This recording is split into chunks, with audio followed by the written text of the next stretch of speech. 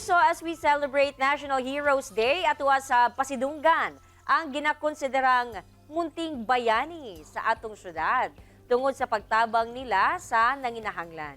Busa atong bisita today, usa ka matinabangon nga firefighter. He's not just an ordinary firefighter, he's also a good Samaritan. Sabay ta ma-inspire sa iyang storya. Let us welcome Rai Llanes. Good morning, Rai. Kumusta? Good morning mga kapuso. Thank you at home sa pag-invite sa ako diri sa inyong tulungan. Rai, dili na bag-o sa imuha ang kining pagtabang. Busa gusto namo nga mahibaw-an. Paunsa ba nagsugod ang imuhang pagtabang sa katawhan dinhi sa Dakbayan sa Davao? Unsa pod ang nag-inspire sa imuha aron mo tabang sa uban? So, nagsugod yun siya tanan no katong nisulod ko sa pagkabumbero gyud. So dito nagsugod ang urge ug ang spirit of volunteerism na mutabang. Pero wala lang ko nag-stop sa pagiging bumbero. Nag-go beyond ko sa ako ang call of duty, which is sa nagatabang na po ko, nag-donate na ko, community engagement na ko sa mga tao gyud.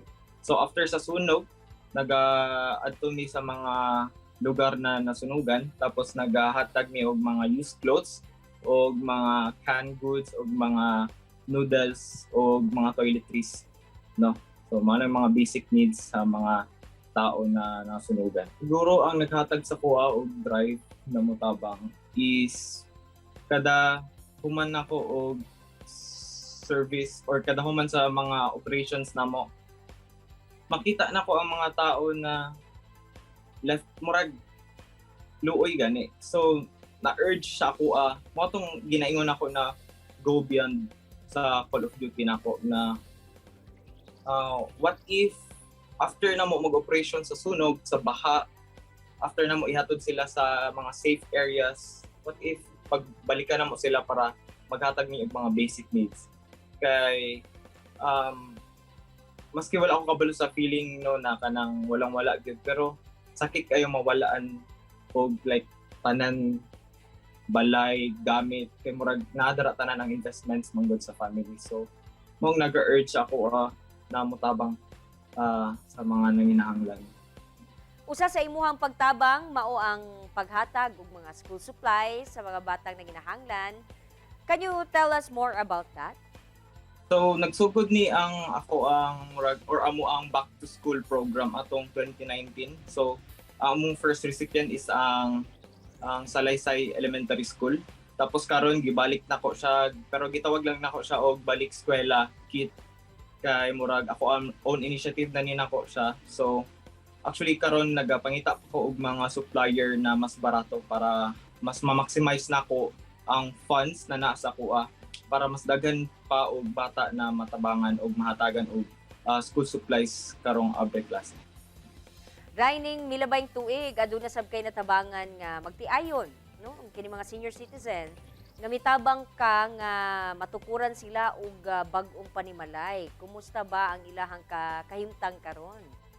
So si Tatay Roger og si Nanay kay actually recently gibisita na ko sila. Actually dala-dala po nako karon ang ilahang mga updated na reseta og mga request sa laboratory.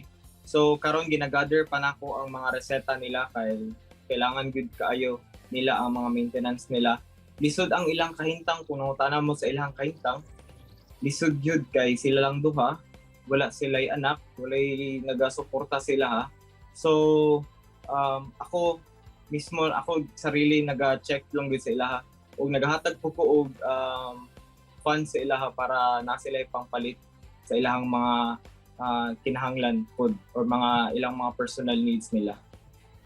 Ray, daghan na kayo kag natabangan og mga naagian no sa imuhang pagtabang sa ubang tao. Unsa ba ang realizations nimo sa maong mga experience? Akong na-realize no sa kadaghan na nakog natabangan, naabot na ko og Jose Abad Santos, naabot na ko og bukid sa Toril, is that lami kayo sa feeling mo tabang sa kanang kabalo ka na dili makabalo sa imo. Kanang dili ka mag huna-huna na sila'y mahatag sa mga og balik. Kay ang agenda man gud sa volunteerism is mas mo ano pa ba? Mas mo pangibabaw pa ang pagtabang kesa sa self-interest nimo, no? Maybe gihimo ka og murag bridge ni Lord para mas daghan pa og matabangan ang ubang tao, walay gamay or dako na hinabang basta gikan sa kasing-kasing. Kay kita man gud no murag in our unique way daghan tag pwedeng mahimo sa atong community. Ako among gud ning sariling way of helping. So kabalo ko kamo pod daghan mo og daghan na pud mo natabangan sa inyong unique ways. Maski unsang pamaagi pa man basta kay nakatabang mo gikan sa inyong kasing-kasing. Okay na kayo na ipadayon ninyo na og mas unta mas daghan pa tag matabangan sa atong community. Daghang salamat, Ryle, Yanes. Continue to be the light to everyone and God bless you. Thank you guys.